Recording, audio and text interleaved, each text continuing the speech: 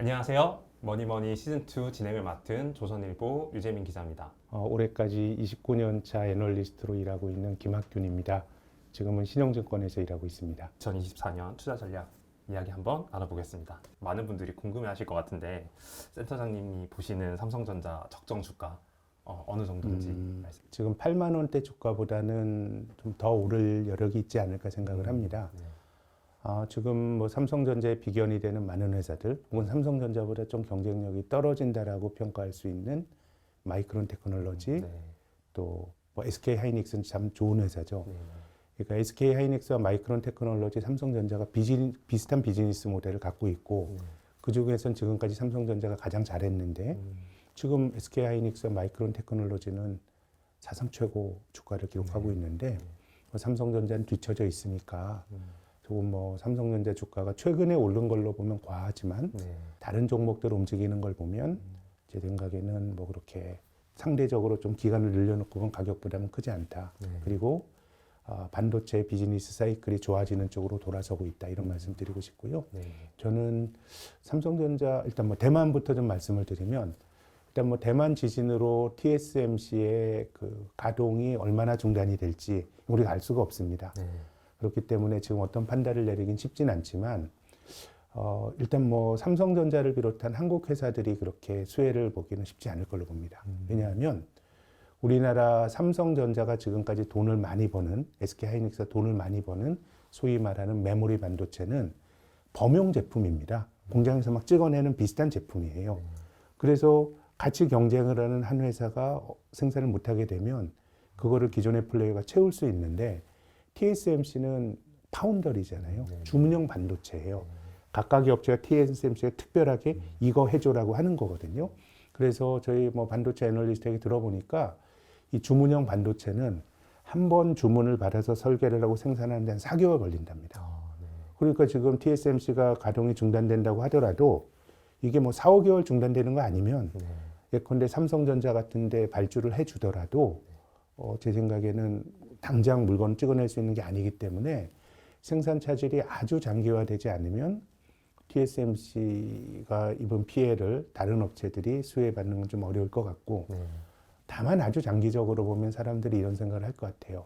지금 TSMC가 한 5년 전만 하더라도 삼성전자보다 시가총액도 적었고 이익도 적었는데 최근에 약진을 했습니다.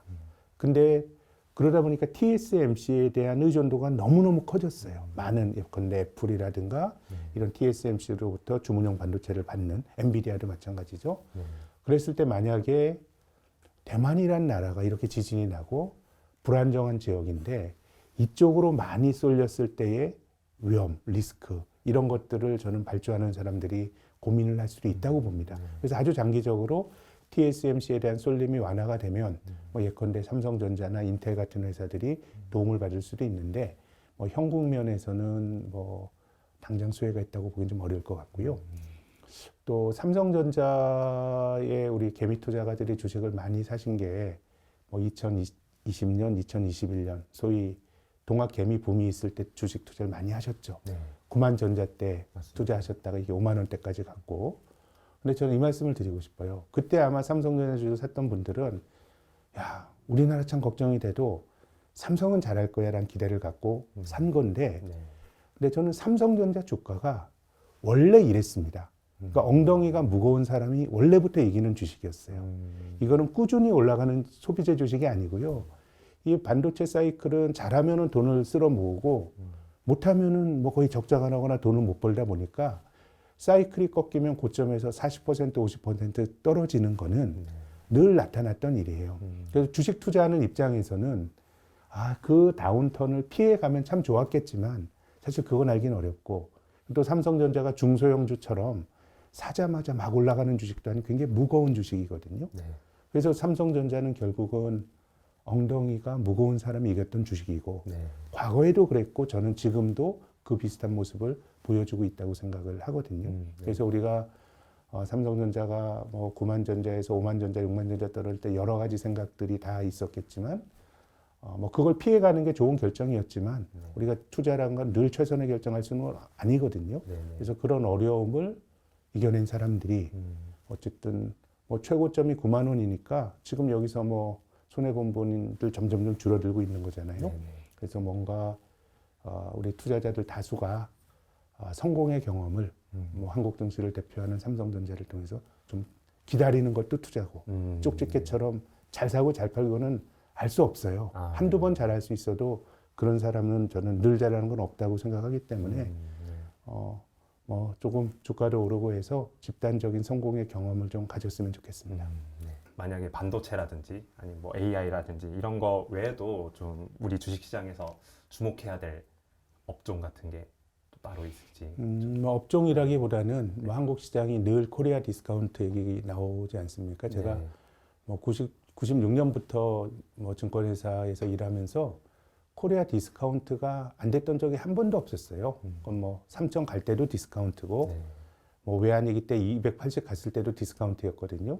근데 어쨌든 밸류 프로그램이라고 하는 게 굉장히 관주도로 나오는 거긴 하지만은 뭔가 이걸 타개하기 위한 노력이고 저는 이것이 뭐 일회성은 아닐 것 같아요. 왜 그러냐 하면 뭐 두 가지 점에서 그런데 이제 물리적으로 한국에서 주식하는 사람들이 많이 늘어났습니다. 네. 이 코로나 투자 붐이 일기 전인 2019년 말에 한국의 주식 투자 인구가 616만 명이었는데요. 작년 말은 통계를 아직 못 본 것 같고 안 나온 것 같고 2022년 말 기준으로는 주식 투자 인구가 1,400만 명이 됐거든요. 그러니까 어른 중에 한 경제활동 인구의 한 40% 정도는 네. 주식 투자자예요. 그러니까 이제 정책적으로도 주식이라고 하는 것에 대해서 굉장히 이제 진지한 아젠다로 전 다뤄지고 있다라고 생각이 들고 또 두 번째는 국부의 관점에서 보더라도 우리나라가 뭐 올해 GDP 성장률만 2% 정도 내외한다는 거 아닙니까? 여기서 성장률을 뭐 0.1%포인트 막 끌어올리려고 노력을 하고 재정을 써서 하는데 우리나라 명목 GDP가 한 2,200조 원 정도 되니까요. 정부가 막 재정하고 하면 연간 국부를 20조 원, 30조 원 늘리는 걸 가지고 예산을 쓰는데 정치에서 논란이 많고 하는데요. 우리나라 가계금융자산은 5천조 원입니다. 그러니까 정말 가계에서 이 자산이 제대로 증식이 되는 게 물론 우리가 노동을 통해서 생산을 통해서 부를 일궈내는 가치가 중요하다고 생각하지만 저는 투자에 대해서 우리 사회가 위선적이면 안 된다고 생각해요. 이 돈을 잘 굴리고 하는 게 중요하기 때문에 뭐 전체적으로 보면 뭐 싼 주식들에게 어쨌든 밸류업이라고 하는 자극을 통해서 기회가 생기는 거 아닌가라는 기대를 갖고 있고요. 또 이 밸류업 정책이라고 하는 게 우리가 정말 남들이 안 해본 일을 간다기보다 제 생각에는 상당 부분 일본의 정책을 벤치마크 하고 있는 거거든요. 그렇기 때문에 앞서간 길을 간 국가도 있기 때문에 저는 그동안 좀 코리아 디스카운트에 가장 노출이 되었던 그걸 대표하고 있었던 싼 주식들에게 저는 좀 업종 불문하고 기회가 있을 거라고 기대하고 있습니다. 올해 코스피 예상 밴드 네. 2,300에서 2,700포인트 정도 예상하셨는데요. 현재 주가 수준이 어느 정도라고 평가하시는지. 저희 투자 전략가가 좀 상단을 상향 조정을 했습니다. 예. 네네. 일단 그 작년 말에 저희들이 신영증권에서 예상했던 것 반도체 경기가 좋아질 거라는 거는 비슷하게 예상을 한 것 같고요. 작년 말에 봤던 것보다 좋았던 포인트가 이제 두 가지가 있는데요. 첫 번째는 앞서 말씀드린 밸류업이죠. 이것이 이제 2월부터 주식시장에 프라이싱 되기 시작해서 이게 저는 뭐 한 칼에 한국 주가를 끌어올리고 코리아 디스카운트를 뭐 끝낸다 이런 기대는 전혀 갖고 있지는 않지만 어쨌든 그것이 전반적으로 시장에 저평가된 종목들에게 힘을 불어넣을 수 있는 힘이 하나 생겼고요. 또 한 가지 포인트는 중국입니다. 뭐 중국 경제 장기적으로 어려울 거라고 보는데 지난 10년 보면 중국 경제에 대한 비관론이 많았습니다. 근데 경기가 너무 둔화가 되면 뭔가 규제를 풀고 하면서 경기를 또 끌어올리는 정책이 나왔는데 근데 중국이 경기를 끌어올리는 방법이 부동산 말고는 없습니다. 뭐 개혁 개방 이후로 수출과 부동산을 통해서 이제 성장해 온 거거든요. 근데 수출이야 자기들이 통제하기 힘든 거고 근데 지난 2년 동안은 부동산에 대한 부실이 너무 크고 또 중국 관료들도 이제 부동산에 대해서 더 이상 경제적 자원을 넣게 되면 당장의 경기 부양엔 도움이 되지만 장기적으로 보면 이게 다 매몰 비용이 된다라는 인식을 저는 뭐 올바른 인식인데 그걸 갖고 있었다고 봅니다. 그러다 보니까 지난 2년 동안은 부동산을 조이기만 했는데 뭐 중국 경제가 너무 안 좋다 보니까 지금은 지난 2월 달에 중국의 국유은행들에게 부동산 대출 규제 완화 조치가 있었고요. 네. 5년짜리 대출 금리도 낮췄죠. 네. 이게 못 봤던 모습이 아니고 최근 2년 동안만 안 했을 뿐이지 과거에 해왔던 모습입니다. 네. 이러면 중국 경기가 한 2분기, 3분기 정도는 반등을 합니다. 뭐 과거에 보면 네. 그렇게 본다 그러면 우리 뭐 대중 수출이나 지금 뭐 철강이나 화학이나 중국과 연동이 된 종목의 주가들은 뭐 전혀 못 움직이고 있는데 뭐 이런 쪽도 좀 수혜가 되지 않을까라는 생각에서 주가 지수 상단을 조금 높였고요. 네. 또 작년 말에 저희들이 봤던 것보다 조금 악화된 환경은 미국의 금리 인하에 대한 기대입니다. 미국 경제가 너무 뜨겁습니다. 뭐 올해도 성장이 뭐 2%, 한국보다 성장을 더 할 수도 있을 것 같아요. 작년도 그랬고. 네. 뭐 미국 경제가 좋다는 게 뭐 100% 악재는 아니지만 이 기축통화국인 미국 경제가 이렇게 뜨거우면 인플레이션이 쉽게 떨어지기 힘들 거고요. 네. 미국이 금리를 많이 못 낮추면 이 기축통화국이 금리를 높게 유지하면 이 자체가 글로벌 금융 환경을 매우 긴축적으로 만들게 됩니다. 네. 최근에 또 달러가 강해지잖아요. 네. 일본 중앙은행이 금리를 올렸음에도 되려 엔달러 환율은 150엔까지 가잖아요. 이거는 이제 일본의 액션이 환율에 영향을 준다기보다 미국이 금리를 많이 못 낮출 거다라고 하는 힘이 더 크게 작동을 하는 거거든요. 그래서 뭐 달러가 강해질 때는 미국 밖의 나라 금융시장이 조금 어려움에 노출이 되는 적이 많았기 때문에 네. 뭐 요약해서 말씀드리면 밸류업과 중국은 플러스 요인 그리고 이 미국의 긴축 상황이 지속이 되는 거는 조금 마이너스 요인인데 그래도 뭐 이렇게 같이 놓고 보면 네. 조금 긍정적인 요인이 더 많다는 판단을 내렸습니다. 아, 네. 단순화해서 네. 질문을 좀 드리고 싶은데 한미일 주식 셋 중에 꼭 하나만 반드시 투자해야 된다. 셋 중에 하나만 선택해서 센터장님께서 저는 뭐 잘 아는 걸 해야 네. 된다고 봅니다. 잘 아는 건데 한국 사람은 네네. 시장의 여건으로 보면 미국이 네네. 참 주주 노릇하기에 주주 대접을 잘 받는 나라인데 네네. 시장은 늘 사이클이 있고 특히나 저는 불패 자산은 존재하지 않아요. 지난 10년은 한국 참 재미없고 미국이 좋았잖아요. 네네. 1980년대를 보면 미국도 괜찮았지만 그때의 위너는 동북아 증시였어요. 일본, 한국이었고 네. 그리고 그 다음 90년대 10년은 미국이었죠. 네네. 일본은 버블이 붕괴됐고 한국은 외환위기를 맞았는데 미국은 소위 말하는 IT 혁명을 주도하면서 쭉 올라갔고요. 네. 2000년대 초반 10년은 미국 주식 들고 있으면 바보였어요. 한국 주식이 4배 오르는 동안에 미국 주식은 10년 동안 횡보를 했거든요. 네. 그리고 또 최근 10년 미국이 좋은 겁니다. 그래서 저는 뭐 이 기간을 전부 통틀어 놓고 보면 그래도 미국이란 나라가 주주들 투자하기 좋은 나라니까 네네. 우리가 미국 주식이나 해외 자산에 대한 익스포저를 늘리는 건 맞는데 모든 투자는 내가 잘 아는 거에 대해서 해야 되는 거니까 네네. 제가 좀 미국이 됐건 한국이 됐건 내가 특히 개별 주식에 투자할 때는 잘 아는 걸 투자하시라는 조언을 드리고 싶고 우리가 한국 사람이기 때문에 네네. 상대적으로 뭐 그렇게 한다 그러면 제 생각에는 해외 자산 투자에는 조금 더 엄격한 기준을 가지고 네. 해야 되는 거 아닌가라는 생각이 들고 그게 아니라 그러면 ETF라고 하는 게 그러라고 있는 네. 거죠. 시장을 추종하는 ETF 같은 거는 저는 뭐 한번 미국 S&P 500을 추종하는 ETF에 대한 적립식 투자 이런 것들은 좀 좋아 보이고요. 아, 예, 네. 그렇습니다. 아까 전에 말씀해 주셨던 그 정부의 기업 밸류업 프로그램 네. 관련해 가지고 좀 여쭤보고 싶은데요.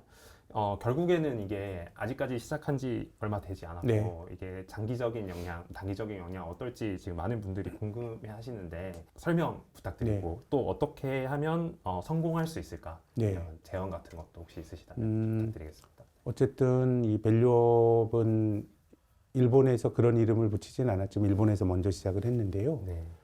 2014년에 이토 쿠니오라고 하는 히토츠바시 대학 교수가 아베 내각의 경제 책사였는데 이 사람이 이제 일종의 이토 리포트라는 걸 통해서 문제 제기를 했습니다. 그래서 가지고 있었던 생각은 이랬던 것 같아요.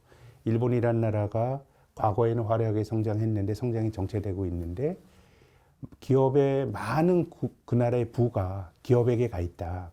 근데 이 기업들이 상당수가 앞으로 잘 될지 말지 좀 애매하다. 그러니까 일본 시장의 PBR이 낮았습니다. PBR이 기업이 가지고 있는 장부상의 자기 자본, 주주들에게 귀속이 되는 목보다 주가가 더 낮거든요. 네네. 그러면 시장이 바보가 아닌데 왜 장부상 주주들에게 귀속이 되는 것보다 주가가 더 낮냐 하면 지금은 이만큼 갖고 있지만 앞으로 잘 증식을 못할 거다라는 걱정이 있으면 네. 디스카운트돼서 거래가 되는 것이고요. 자기 자본이 앞으로 잘 늘어나지 못할 거다라고 하는 우려는 ROE에 대한 이 자기 자본이 증식되는 속도가 자기 자본 이익률 ROE거든요. 그래서 일본이나 한국이나 PBR도 낮고 ROE도 낮은 나라예요. 그러니까 이토 교수의 생각은 야, 이 기업이 옛날에 고성장할 때 쌓아놓은 부가 이제 기업이 다지고 있으면 근데 이 기업이 부를 잘 늘려주면 좋은데 시장은 걱정을 하니 결국은 주주들과 소통을 하는 거예요. 네. 내가 이거 가지고 있지만 이거 뭐 이렇게 투자해가지고 부를 늘릴게요 라는 계획을 말하든가 아니면 주주들에게 돌려주라 해요. 주주환원을 통해서. 네. 그래서 능력 없는 기업이 부를 갖고 있기보다 예컨대 배당을 받게 되면 주주들이 그 돈을 가지고 소비할 수 있고요. 네. 또 더 생산적인 기업에 투자도 할 수 있거든요. 그래서 어떻게 보면 이 밸류업이나 이런 것들은 주주환원과도 밀접하게 관련이 되어 있는 것 같고요. 네. 그렇게 보면 저는 한국에서는 밸류업의 구도가 조금 바뀌어야 된다고 봐요. 그러니까 지금 한국에서 논의가 되는 거는 정부와 기업의 관계에서 밸류업이 논의가 되고 있습니다. 그런데 이제 정부가 기업에게 어떻게 주주환원을 할 수 있는 인센티브를 줘야 되고 이런 건데 전 정부가 할 수 없다고 봐요. 그걸 왜 정부가 해요? 그 정부가 안 하면 어떻게 또 그 처벌을 할 거예요. 그러면 이 기업의 배당 정책이나 주주환원 정책의 가장 본질적인 이해관계를 가지고 있는 사람들은 주주예요. 네. 주주와 그 기업 간의 관계로 저는 관계를 전환해야 된다고 보는데요. 지금 우리나라에서 배당이나 이런 거 많이 하게 되면 예컨대 뭐 세제 혜택을 준다 이런 얘기 주잖아요. 네. 저는 상장사가 배당 많이 하는 거 좀 훌륭한 일이라고 봅니다. 칭찬해야 되는데 저는 우리 증시를 대표하는 삼성전자는 배당을 너무 많이 한다고 생각해요. 삼성전자는 돈 쓸 때도 많고 네. 또 삼성전자는 ROE가 15%가 넘는 우량 기업이에요. 네. 그럼 그걸 주주들에게 배당으로 돌려주는 것보다 자기가 투자해서 파이를 키우는 게 이게 그 장기적인 주주 가치 극대화에 기여하는 거거든요. 네네. 그럼 이런 상황에서 이걸 어떻게 배당 많이 하는 기업에 인센티브를 주고 이거는 결국은 기업과 주주들이 풀어야 될 문제인 것 같고요. 그래서 이 주주권 행사가 잘 될 수 있는 환경을 만들어야 되는데 네. 뭐 저는 뭐 주주들의 이해관계가 늘 진보적인 건 아니에요. 그렇겠죠. 주주들은 일단 지금처럼 주식을 많이 사고 파는 1년에 뭐 한국의 개인 투자가들이 회전율이 300%라는 거 아닙니까? 주인이란 자각이 없어요. 네. 그러니까 이제 기본적으로 시각이 단기주의죠. 그냥 뭐 배당이라든가 당장 손에 잡히는 걸 좋아하는 건데 저는 그렇다고 하더라도 한국은 좀 주주권 과잉이라기보다 조금 주주권의 결핍인 것 같은데요. 뭐 우리나라 기업들이 전 세계 배당 수익 너무 낮아요. 그럼 거기 설명이 있어야 되잖아요. 네네. 그럼 그런 것들의 커뮤니케이션의 창구는 주주들과 기업 간의 관계로 만들어야 되고 일본도 이 관계를 만드는데 주주 행동주의가 많이 이 좀 그 가미가 된 것 같아요. 네. 근데 일본이나 한국이나 주주 행동주의 하기 힘든 나라입니다. 네네. 이 좁은 국토에 몰려 살면서 학연 지연으로 다 알고 지내는데 뭐 주주권 행사한다면서 대주주와 경영진의 반기를 드는 건 되게 어려운 일인데 근데 일본은 외국인 투자가들을 들여와가지고 일종의 매기를 풀었던 것 같아요. 그래서 보기에 따라서는 뭐 기업들이 주주들에게 휘둘린다. 저는 이런 주장, 그런 부작용이 있을 수도 있다고 봐요. 이 시장이라고 하는 거는 무균실이 아니에요. 뭐 엉뚱한 파리떼도 보이는 게 시장이죠. 근데 우리 증시가 가지고 있는 전반적인 결핍이 네. 주주권 과잉으로 인해서 과연 우리가 뭐 그래서는 피해가 생각나시는 거 있으신가요? 오히려 지배주주들의 전횡이 전 더 문제라고 생각하기 때문에 네네. 전체적으로 주주권 행사를 잘할 수 있는 예컨대 우리가 상법 개정안에 대해서도 정말 진지하게 논의해야 된다고 생각하고요. 또 전자투표제를 조금 더 의무 비중을 높이는 것들, 네네. 뭐 이런 것들에 대해서 고민을 전 해야 된다고 봅니다. 네. 오늘은 김학균 센터장님과 2024년 투자 전략에 대해서 이야기 나눠봤습니다. 저는 조선일보 류재민 기자입니다. 다음 시간에 뵙겠습니다.